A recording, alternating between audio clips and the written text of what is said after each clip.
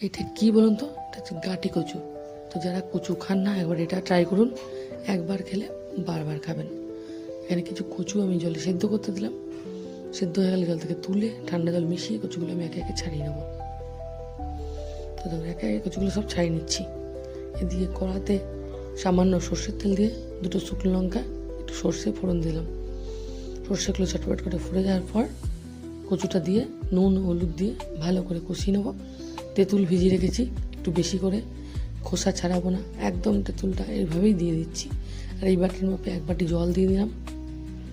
আর দেবো পরিমাণ মতন চিনি, টকবক করে ফুটিয়ে গ্যাস বন্ধ করে বাটিতে তুলে নিচ্ছি। রেসিপিটা ট্রাই করুন, আশা করি প্রত্যেকের ভালো লাগবে।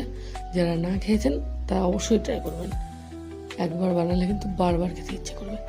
তো ভিডিওটা এতটাই, ভালো লাগলে একটা লাইক দেবেন। সবাই ভালো থাকবেন।